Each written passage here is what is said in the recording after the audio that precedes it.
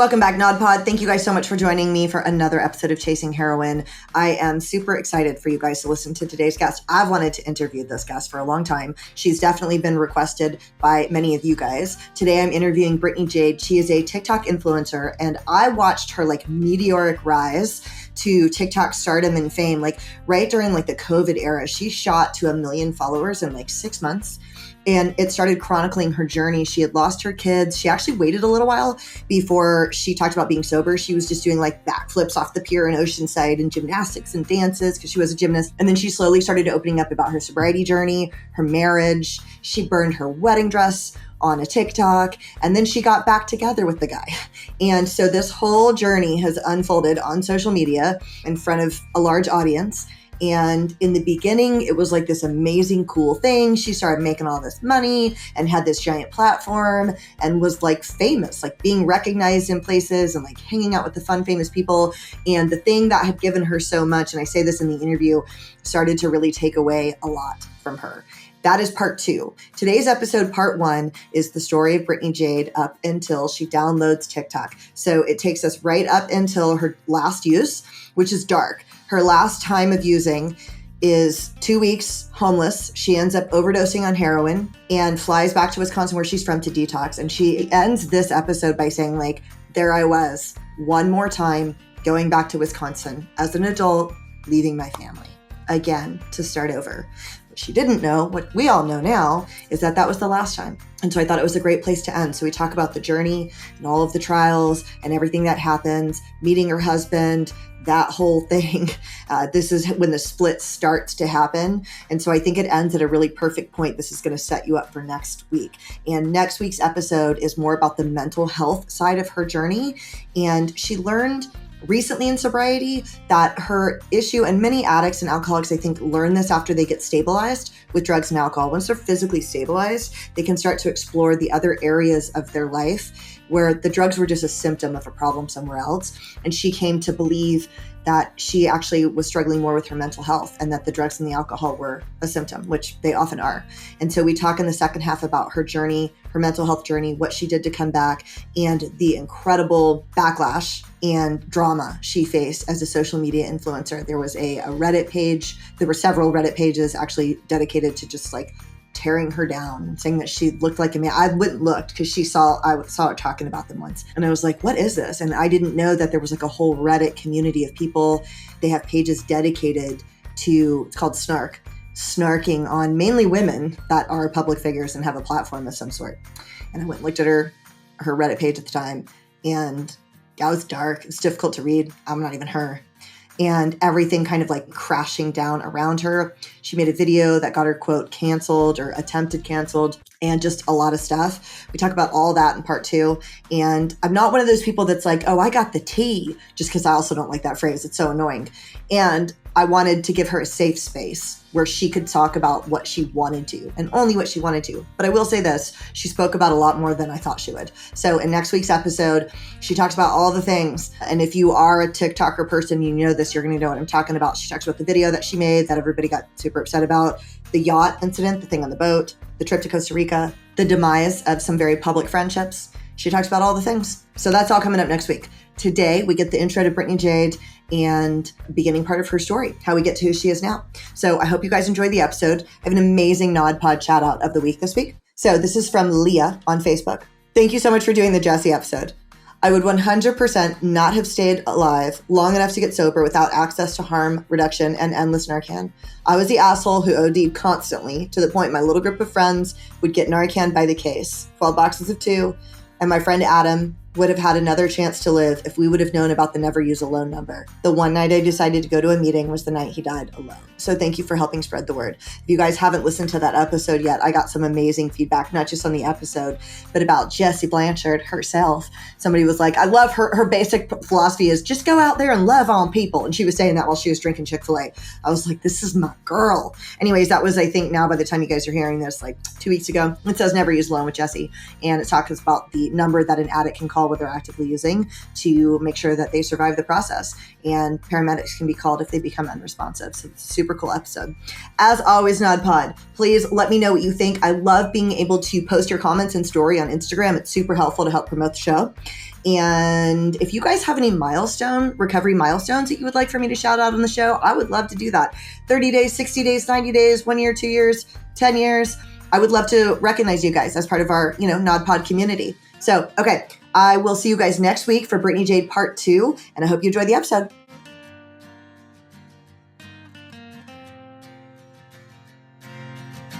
All right, guys, welcome back to another episode of Chasing Heroin. Thank you so much for being here. My name is Janine, and I just fangirled for a second with her off air, which is kind of embarrassing, but I am so excited to have TikToker Brittany Jade with us today. Hi, Brittany. How are you? Hi, I'm good. Thank you so much for having me. I love you so much, and I just cannot wait to Dude, chat with I know, you. me too. And when you said, so when I asked her, she wrote me back and was like, I was hoping you would ask me to be on the show. I felt like famous. Yeah. I was like, yes. Oh my God, that's so cool. And I was telling her, I remember because people were telling me, can you interview Brittany? Can you interview Brittany? And I was like, yeah. And then I remember when you followed me back a while ago and I was like, yes, now I've got an in. Now I can talk to her. And we finally made it happen. So I'm so, Yay. And also too, I just want to say that because I've followed you for so long and I know your story, I'm really honored that you are choosing this platform to talk on, because I know that you just went through so much bullshit very publicly.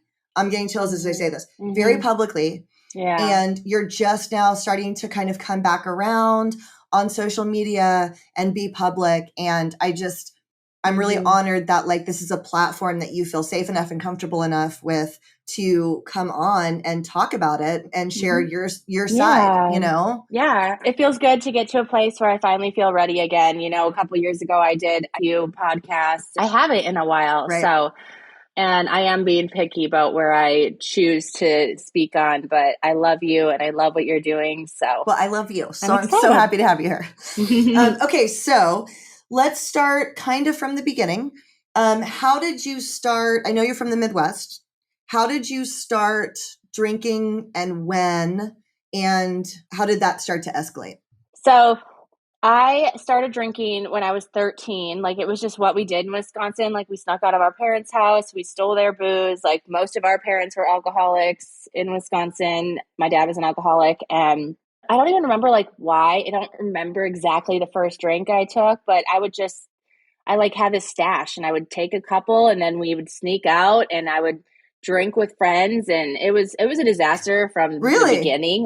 My mom said, yes. My mom said the first time she saw me drunk, she knew it. She explains it like this. She's like, Brittany, I saw it in your eyes. You look just like your dad did. And she was like, I knew that you had the disease of addiction. Wow. And it's crazy that my mom could see that at such a young age.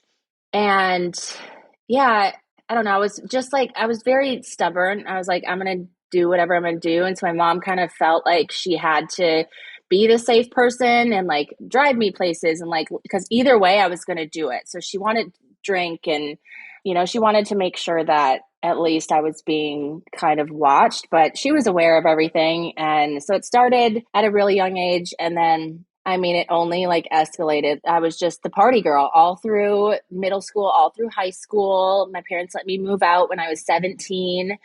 I got in so much trouble. I was a gymnast and I got in so much trouble for partying. Oh, that's why you can do all your flips and stuff. Yeah, yes. I was a gymnast. Well, that served you well later. That's great. That really came back around for you in the end. Because wasn't your first video a backflip on TikTok? Yes. Dude, that's amazing. Yep. Look at what that sprung for you, I know. It's crazy. It's been a year since I've done one. So I'm working my way up to see if I can still do it. But I basically gave up my dream of being an Olympic gymnast, because gymnastics was my whole life, to party. And I knew what I was doing. I could have switched it and snapped out of it, but I had already fallen in love with it so much. And so that's what I wanted to do. And I got in trouble at school. Everyone knew all the teachers knew, the principal knew that I was the big partier. And so I wasn't allowed to do sports anymore, even if I wanted to.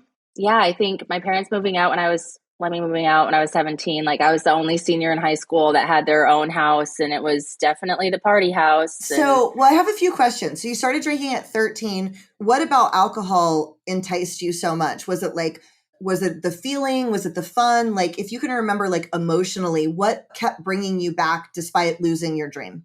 I think it was the same thing as it was when I first started back when I was a teenager to when it was when I was a 30-year-old adult still drinking, is just the feeling you get, the warm feeling that alcohol gives you, and the feeling that you can do whatever you want, you can say whatever you want, you have confidence. Like I felt me only with alcohol. Like that's how I felt like I could be fun. That's how I thought I could be friendly. And, you know, it did work to a degree, but once you get past that fun stage, it's Right. not fun. And it's mainly not fun for anyone else because you're Yeah. blacked out and don't know or remember. And now everyone else just has to deal with you. My sponsor says that it's fun, and then it's fun with problems, and then it's only problems. And I'm like, that's a pretty good progression. Yes, you know, that like totally that makes sums sense. it all up.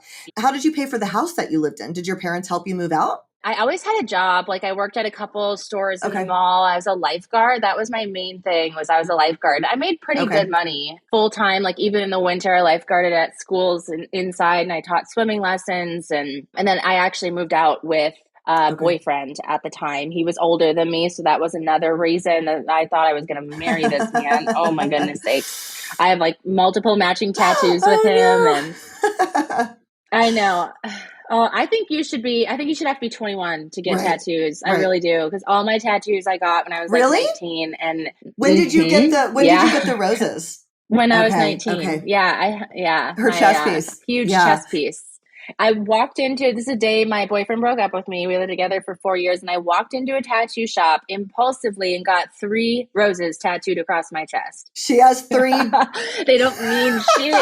Nothing. She has 3, for those of you guys just listening, she has 3 giant black roses like across her chest. It works for you. I mean, like, I think it looks, but I've heard you say before, like, really wish I had thought about that a little bit more, right? I have heard you say that. For sure. Like, I don't regret it because the process of laser hair or laser tattoo removal, it takes years, and I don't have time for that. But so I don't regret it, but also I would not get it today. That's for sure. And what's crazy is my husband just told me the other day, he thinks he wants to get a chest piece. And I'm like, are you kidding me? Can you just take mine? Can you just take mine and I'll have no chest piece? That's so funny. So did you graduate from high school? Yeah, I got voted my senior year. You know how everyone gets voted things? So I was on the runner-up for most fashionable. I was like, okay, thank you. That one makes sense now today. But the other one that I won, that I got, was biggest slacker. Biggest slacker. Only one out of all of my friends that has a job and that has a house. But when it came to school, like, I just didn't like it. But I made sure I got good enough passing grades, you know, like a B average or whatever to make it through. But I don't know. I never really had big plans. Like, besides being a gymnast, then I really, like, my goal as a little girl to move to the beach and live on the beach in Jamaica, in a third world country. Like, that's all. And didn't want to work, didn't want to do shit. And it's funny because that still is kind of what I want to do today. But now I have a whole family. So it's not like, maybe one day we'll see. Okay. So you graduate high school, you plans to go to college. Did you go to a college afterwards, or what did you do next? I went to cosmetology school in Minneapolis, Minnesota. I went to the Beta Institute, and that is where, like, shit just got really bad for me. I was in a whole new city. I had just gone through a breakup, and that's when my drinking got really out of control. I got evicted from like 2 different places. That's when I was introduced to cocaine, which was like even more of a love for me than alcohol was. But what a perfect mix together, because you can drink as much as you want, and it was a disaster. And I did graduate from cosmetology school, but I was the last one in my class to graduate. I actually ended up living in like a drug house, and I started doing acid. I was doing acid before I would go to cosmetology school, and I would be like foiling these people's hair, just sobbing my eyes out. Like, they actually made me take a leave of absence from school because they're like, girl, you are just not well. Like, you need to take a leave of absence, come back, and then at least graduate. And I did. I was just the last one to graduate in my class. So I was never an overachiever. That's for sure. That's so funny. Okay. So you graduate, And then where do you go from there? How do we eventually get to California and meet Wiley? That's all a blur, that area of my life. I got evicted from that house in Minneapolis, and I actually ended up in the drunk tank, and then which led me to, I had to stay in the psych ward for a few days. There's many treatment centers and psych ward visitations in my life, and drunk tank experiences. Never actually been arrested and charged with anything, but I've been to the drunk tank more times than I can count on two hands. So like, for example, one of those, because I've only ever gotten arrested. I've never had law enforcement interaction where I don't end up in handcuffs. So what like happened that time, or if that was your first time, what happened to get you? And drunk tank, for you guys listening, means like you sleep it off and then they let you go in the morning without pressing formal charges. Yes. So like what happened? Yep. I have no memory of this, but I apparently just got upset. I was wasted and on probably so many other things. And I guess I've never gotten to a fight ever in my life. I punched holes in the walls, through the walls. No. Yeah. And so they arrested me. I woke up in the drunk tank with restraints all over me and a net over my face. Gosh. And I was wearing the same outfit that I went out in last night. It was like a ballerina tutu dress, like this tiny club ballerina dress in full restraints. I had no memory of anything. And the mask, I think, means they thought you were going to spit on them. I probably was spitting on them. Dude. My mom, my husband, they said I turned into like a monster, like demonic, when like crazy personality switch and everything, which is, it's so scary how that does that, how a legal substance does that to people. Yeah, and leaves you with like no memory of it, Yeah. So drunk tanks, psych wards. What would lead to the psych ward? The incidents, or what got you there? A lot of times when I would have those kind of incidents where something big would happen, I punched holes in the walls, a lot of them would be also like suicide attempts. Okay. So I'd take a bunch of pills, I'd cut myself, I'd do something crazy along those lines. And that's where I did have a pretty bad suicide attempt in that time. And that is what led me. I actually talked about it on other podcasts I just did for the first time ever, but I stabbed myself in my stomach. No way. Really bad. Yes. I've never talked about it before because it just is like, wow. And this was a long time ago, mind you. I was 19 years old. I'm 34 now. And that's kind of why I've never talked about it, because it's very, I don't know. But that's what led me to that psych ward stay. And honestly, it just drove me crazy because there's no nicotine allowed in there. And like, if I'm an avid nicotine addict, and that drove me more insane being able to have anything. So where were you when you did that, and who found you? I was in Minneapolis. That was like right before I left. And I was with my ex-boyfriend and my ex-boyfriend's friend. And they called 911 on me, but it was very crazy. I don't remember feeling any sort of pain, but I remember like losing consciousness. And I remember being put in the ambulance and hearing like, I can't hear a pulse. I can't get a pulse. And then the next day I woke up and the doctor told me, he's like, you got so lucky. He said I was like a millimeter away from, if I would have gone a millimeter deeper, I would have hit something and bled out. And I had like a letter with me and everything, which is crazy because I don't remember writing a letter. You know what's so funny is Bunny asked me on her podcast and I just about died. She asked me if, because my memory is bad, and a lot of it is just because I was using and drunk, and it's a lot of trauma that my brain has like just made me kind of forget. And so I don't remember things clearly. Bunny asked me if I've ever been checked for schizophrenia. And I'm like, no, I've been checked for many things, but that is one I've never been told. But now I'm like constantly like, oh my God, am I schizophrenic? But no, I've asked my doctor and therapist and they're like, Brittany, chill out. No, you just have gone through a lot and you don't remember a lot because of it. Many of my guests don't remember a lot of things, right? Like especially the more alcoholic benzo people, there's a lot of stuff they don't remember. Or even like Narcan Nate, like I'll be like, hey, let's tell a story about, because I have this like bizarre memory, right? Like, and I also have a didactic and photographic memory from childhood. So I remember words, conversations, and pictures. So I remember stuff, but that's super unusual, right? Like I'll ask Nate, I'll be like, hey dude, did you ever have a story where you like found some dope and you thought you didn't have any? Because I got a great story. And he's like, I don't know, man. He's like, maybe. I was literally, I heard him say that, I don't know, so many times last night in the other episode I was listening to of yours. Yeah. I don't know. He'll be like, I don't know, maybe. See, that's how I am too. Yeah. I feel like that's pretty common.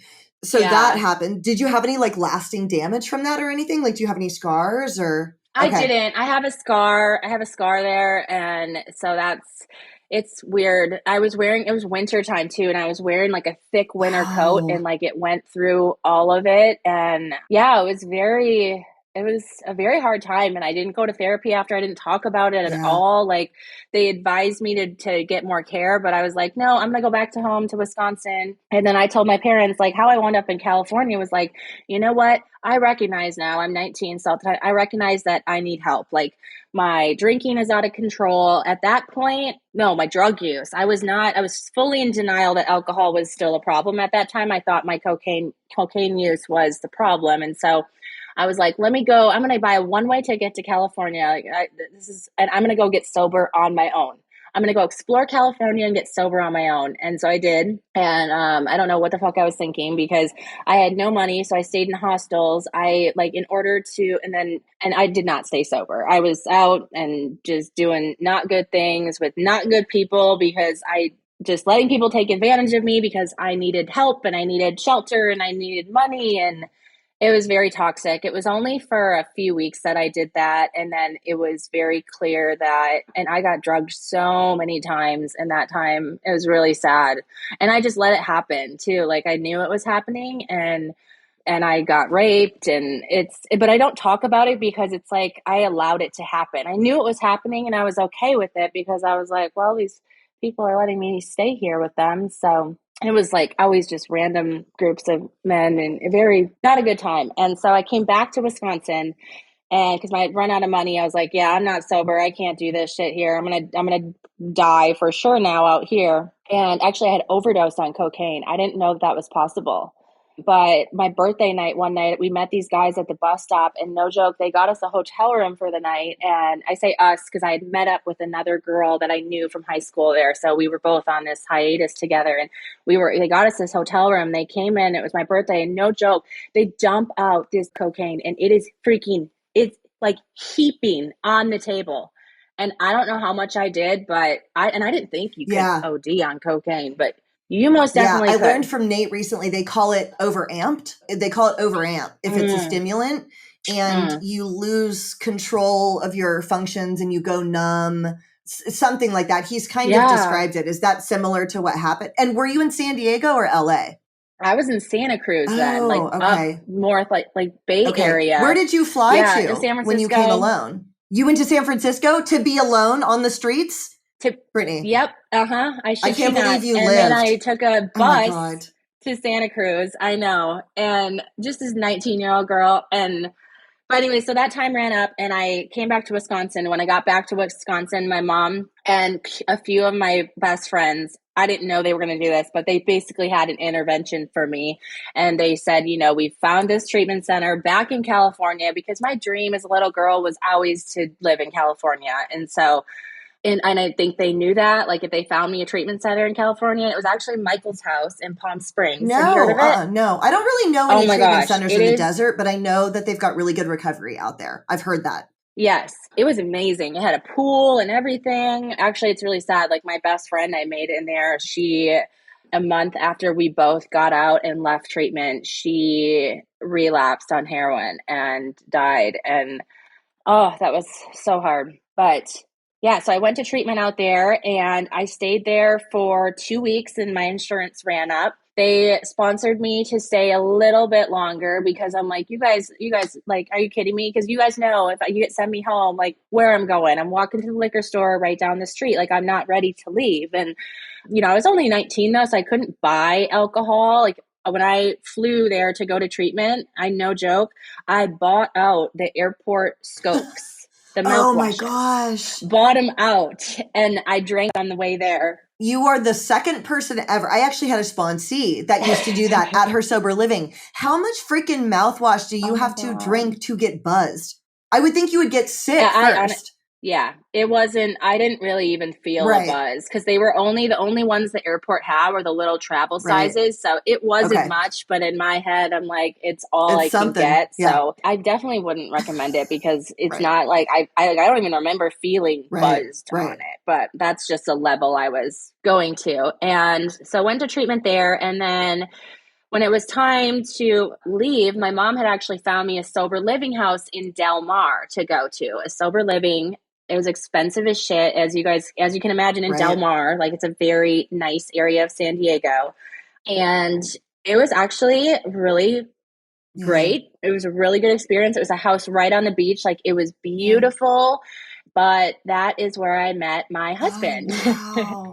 in the sober living Okay. house. So they had separate girls and guys houses, but we got together at times, a lot of times. And basically we got kicked out they found out we were like sneaking to see each other, and they found out that we were kind of seeing each other. And you can't do that. Right. Like, that's just not allowed in sober living houses. And so we got kicked out. We were destined to be together, though. And what sucks is when I left treatment that time, though, like, I went in there for alcohol and cocaine. And when I left, I was prescribed more substances, like narcotics, than when I left than what I went in there for. Like, it What was were you bad. prescribed? I'm trying to, it was a lot. It was like Like mainly benzos? benzos, Yeah. Okay. Okay. Klonopin. I can't remember, but that's why we hit it off, because I didn't like Okay. benzos. Like, I literally didn't even want to take them, and that was his drug of Okay. choice. And so when I got into the sober living house, I had this like huge Ziploc baggie full, I remember, and I was like, I'm sure they monitored him a little bit, but I remember somehow being like, well, I don't want them. Do you Yeah. want them? And yeah, very quickly after that, we were actually homeless together for a little bit in like Oceanside area once we got kicked out of there. And we kind of stayed in party houses, and I relapsed very quickly Yeah. on alcohol. We weren't sober for very long. And that's when he really got to see like that's when he witnessed my alcoholism, Okay. and what it did to me from a very young age. And we'd only that only went on for a month or Okay. two. And I had another crazy drunken night where I took a bunch of pills and wound up in the psych ward at Tri-City, Oh my actually. gosh. Tri-City, Okay. which is crazy because that was like the same doctor that I brought my kids to When when they were like born? they were Oh, younger. that's Now, they weren't born there, okay. but that was like where we went to like the ER. I know, bless our heart, because that's not a fun ER, but yeah, and that's It's my first experience It's there was definitely staying. not a fun ER. I've had to go that before, and they're not very nice to our kind. I had like sores from picking and stuff, and I would end up in the Tri-City ER sometimes, and they were just like they had no use for me. Where is Wiley from? Yeah. He's originally from Oceanside, Oh, he Carlsbad. is. So Okay. he's from Oceanside, but he went to Carlsbad Okay. High. Okay. Yeah. All right. So he's born and raised here. And basically after that night, like, it was like, I need to go back to Wisconsin Okay. once Okay. again. Like, I had another failed attempt at sobriety. Like, it's just been ridiculous how many times I would just have to kept going back to my parents. They didn't give up on me, and they allowed me to still do that. Yeah. And so I went back, and we broke up. We're like, well, this is not going to work, And then 2 days later, after I go back to Wisconsin, he calls me and he was like, what would you think if I moved to Wisconsin? And I was like, well, I have to ask my parents because I'm living with them, but you should. And literally the next day he came with one duffel bag, moved from California to Oh my Wisconsin, gosh. and came and lived with us. And my poor parents, like, I didn't even really ask their permission because they just knew I was going to do whatever I was going to do. And if they didn't let him live there with me, we would have been out homeless, Right. wandering, Right. And so yeah, and that's when we had a kind of some rough times. My husband had a huge problem with marijuana. I don't know, a lot of people say, like, I don't think marijuana is a problem for a lot of people, but it is for For some. some. Yeah. And yeah, and he really just did not have a good experience with it. Like, it almost felt like he turned into a different person with marijuana. He actually had like a near death experience from it once too, and it like wasn't laced with anything. And so he has a very crazy experience with that. But so he started using that more. I started drinking more, but we were young and in love, and it was okay for a while. And then we got engaged, and then we got married actually when we were In 22. Wisconsin? So we actually did a destination wedding. We lived in Okay. Wisconsin, but we got married in Okay. Oceanside. it's right north of the pier, North Coast Village, it's called. It's like a I know that condominium. place. It's Yeah. like Yeah. condos. Yeah. So we got married there, but we only had a sober wedding to please our Right. families Okay. because we weren't actually sober. Like I remember the night, we didn't drink at all during the day, but that night, our wedding night, we did go and drink. And I remember just like feeling bad because I'm like, our families think we're sober. But yeah. And then So, shortly after, sorry, let me ask you a quick question. So, throughout all of this time, and it doesn't sound like you did you deny internally that you were an alcoholic? Or were you like, no, I know I'm an alcoholic. I have a real problem with this, but I can't stop? Or were you like, no, I can manage it? yeah, no, I was very much in Okay. denial. And I mean, I even, when we were in the sober living house, like that's when I was introduced to AA. And I loved AA, but I was still, I don't think I was fully, I never did the steps. I never got a Okay. sponsor back then. And I was so convinced that it was just drugs that were the Right. problem. And I think it's just because I wanted to be able to control my Totally. drinking. I wanted it to be okay as long as I get the drugs gone. And so, yeah, no, I was not very serious about Yeah. it. I mean, I think I did. I labeled, I said I was an alcoholic at times, but I don't think I thought it was just a young thing, which is why my alcoholism came back, Yeah. in my late 20s, which we'll get to that. Yeah, I think that's a common feeling, right? Like in the back of your mind, like in quiet moments, I maybe knew I had a problem, but same thing. I was like, no, it's the Coke. I'm not going to quit drinking. Who doesn't Yeah. drink? It's the Yes. Coke, right? Like I'm young, I'm in my 20s, I'm not going to quit drinking, right? Like I was really committed to that as well, So you Yeah. guys get married in Oceanside and Yep. And then, then we go back to okay, Wisconsin. And actually, we kind of get our shit together for a little okay, bit. Like I start working at a salon full time. He has a full time job, and we always got into arguments when I drink. And so we decided that we were going to stop drinking, and we did. And like 6 months into that, I went off birth control because we're like, oh, we'll move. We were planning on moving back to California at some point in like a year or so. I'm like, let's go off birth control now, and then we'll move to California. And then once we get back there, we'll start a family. Well, I went off birth control and we got pregnant that month. But so I lucked out before both of my pregnancies. I was sober. I didn't drink. And so I never had to have that like struggle to get off anything when I was pregnant, thankfully. Like God really worked that out wonderfully for me. But yeah, so, and we started a family, and honestly, from 22 to 26, like life was really, really good. We were happy. There wasn't any alcohol involved. I wasn't in recovery. Right. I didn't say I was sober, but we just said like we didn't drink. And we moved back to California. His parents actually bought us a house, and that's how we were able to get like started out here. Yeah. I remember our neighbors like bringing us a bottle of wine to like for like a housewarming gift, and they're like, "Oh, hope you guys drink." And I'm like, "No, we actually don't." But then shortly after, then I get pregnant with twins. And after they were born, that's when things got really, really bad. So they're 6 now. And this is when I was 27. Okay. And I don't know, it's just his mom, my husband's mom, my mother-in-law passed away from cancer when I was pregnant with the twins. Wow. Like very unexpected, like very quickly. Like we found out she had stage 4 cancer, and within 3 months she lost 100 pounds, just down to nothing. It was on hospice and died in the home that she had her whole family in. Like it was a lot. And at the same time, I'm pregnant with the twins, and once they came in, like my husband didn't get the time to like grieve his mom properly. And our life just was so chaotic. And I started drinking almost instantly again after the twins were born to just like deal with the stress. And in my head, I'm like, oh, just a thing when I was younger. Like I'm 27 now. Like I'm a mom. Like this is what moms do. We drink to deal with stressful days. And yeah. And, we did have to set like a 2-drink max for like a year. We did. Like we were smart about it in the beginning. We're like, let's be smart. Let's not let this get out of control. But didn't last for very long, and then the next year after that, we drank started drinking even more, and it was only just alcohol. And, you know, my husband, he drank every night with me, but he was the type of person where he could have 1 or 2 drinks and be done. Whereas I'd have the 1 or 2 drinks with him, he'd go to bed, and then that's when I would get my night started. Right. I would pop a bottle, I'd get my secret vodka stash out, I would quickly go to the store and grab another 12-pack of White Claws. And like, I remember I was almost every single night for a while, especially when I was drinking wine, I was drinking enough to puke. Almost every single night I was puking. And then once my stomach got used to that, obviously it could tolerate, and I wasn't throwing up. But our marriage, like in all of that, like there were so many arguments, and he just didn't trust me when I drank. And so there was a lot of factors that me kind of in denial of my alcoholism, still saw it as controlling factors. I felt like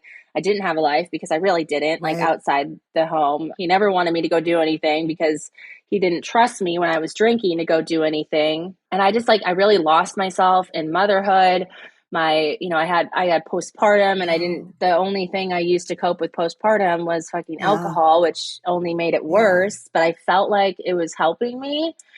And it just life got so toxic between us, really, really bad. And that's when, we were both in denial of my alcoholism still when we separated. Like the reason why we separated was not because of my alcoholism.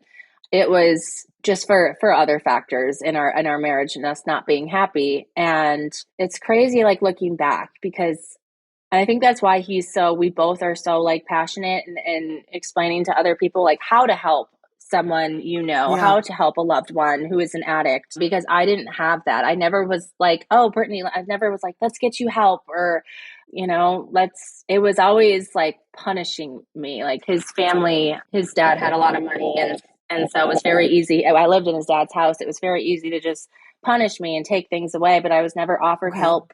I found Choices Detox. Like one of my really good friends helped me find that. But other than that, and I think we're in denial that it really was that bad. I love that you went to Choices.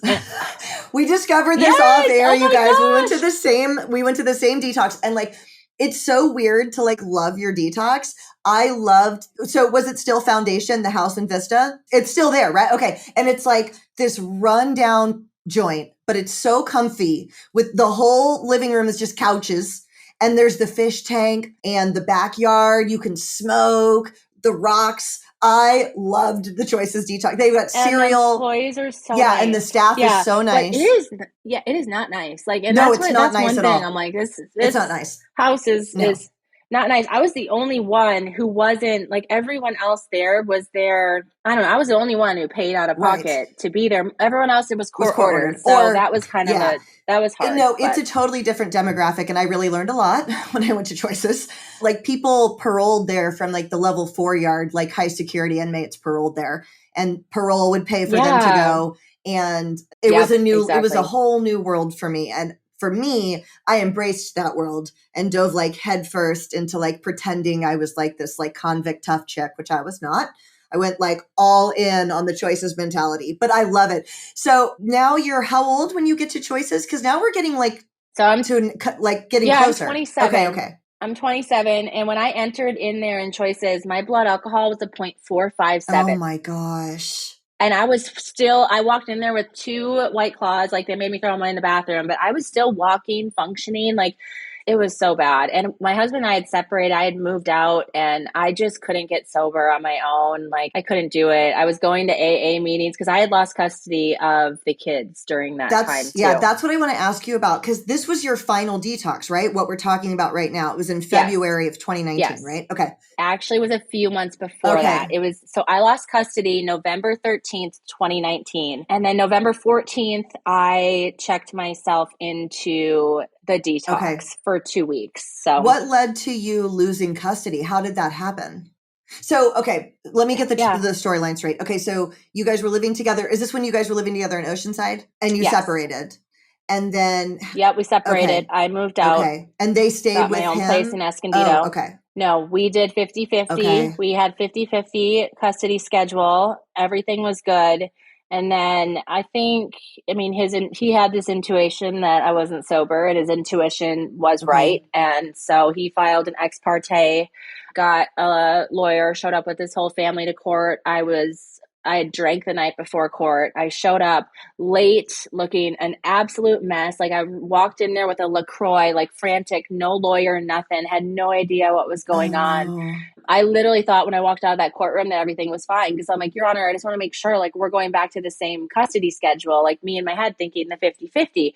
And she's like, yeah, what was ordered? And I'm like, okay. I'm like, I don't know, whatever. I don't know what that means. But when I walked out and I read the paper and I saw it said supervised and unsupervised visits, like, that's just when my whole world, like, just came crumbling down. And that's when I realized, like, I had lost custody. And it's so sad because I lost custody of the kids because of my alcoholism and my drinking. And the first thing I did when I left that courtroom was I went to the store and I bought a bottle. And it's just so sad. I'm very grateful that the next day I was able to, make this decision and have a friend help Yeah. me get me two choices to get in there, because they tried to take me to Serenity House, but Serenity House was like, absolutely not. She is way too sick. She needs to go to the hospital. And so that's how I know what my blood alcohol was, because I went to the ER and my blood alcohol was there. But that in Choices had called and was like, just bring her here. Like, told my friend, just bring her here. We'll take her, whatever state she's in. And I'm very grateful for that time, because I had tried getting off alcohol on my own, like a couple months prior to that at home. And I had a seizure at home. Like, it was very bad. I could not get off alcohol without being medically assisted. Yeah. So, well, alcohol is one of those ones, alcohol and benzo, because I was always kicking heroin, and kicking heroin feels like you're going to die, but you're not. Alcohol and benzos, you can die, right? That can actually happen. Yeah. And so, yeah, it's so crazy because, and I'm so grateful that Choices is that there, like because I think people don't realize how hard it is to find help. And Choices, you can pay out of pocket, and it's still really expensive. I'm glad to hear it was still $1,800 when you went. When I went, it was $1,900 for 2 weeks, a Suboxone medicated detox. And for a heroin addict, when you hear you're going to get a Suboxone 5-day taper, sign me up, because the other places there's no help. But you're right, it's a rundown joint, but I loved it, and I can't believe you went there too. That's so cool. I know. We need to go back. Okay, wait. Who was the owner? What was his name? Steve. But he wasn't alive anymore when you were there. Okay. You were there what year were you there? I went multiple times. I went in 2012 and 2013.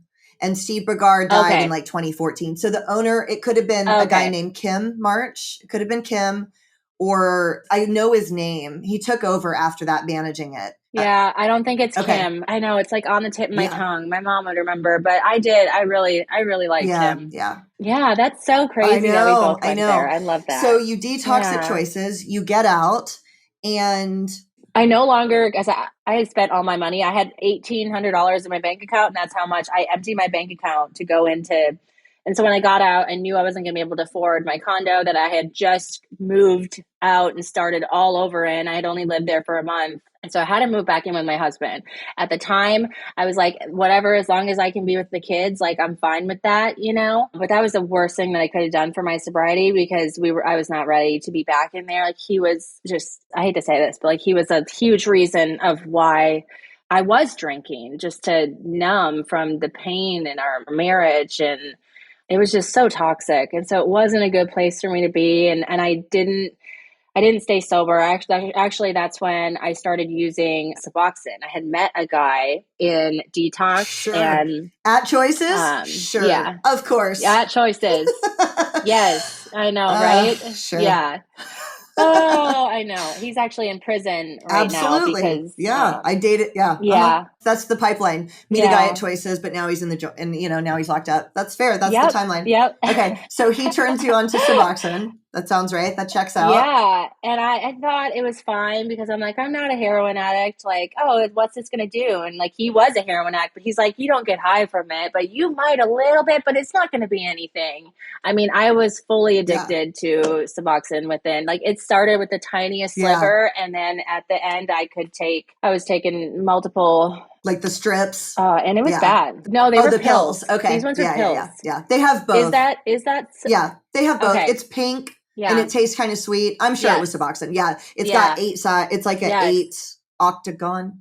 Now I feel like an idiot. Octagon Yes. is 8, right? Yeah. Okay. Yeah, it's got the 8 Yep. sides, I think. And I hadn't relapsed on alcohol though. I was strictly using the Suboxone, but that's when my husband like realized, like, we would go pick up the kids from daycare and be nodding out in the car.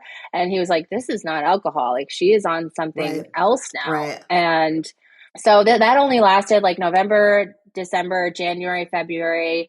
In January, I relapsed really bad on alcohol. I thought it was going to be okay. I only went on like a 3-day bender, but I'm like, I actually went into, when I got sober, I actually went into psychosis on day 4 alcohol withdrawals. And oh my God, I'm trying to like just remember this week. It was so crazy. I ended up getting arrested again because I struggle with mental health as well. And I think because of the alcohol withdrawals, the Suboxone use, the prescriptions, I was prescribed Valium for my alcohol withdrawals.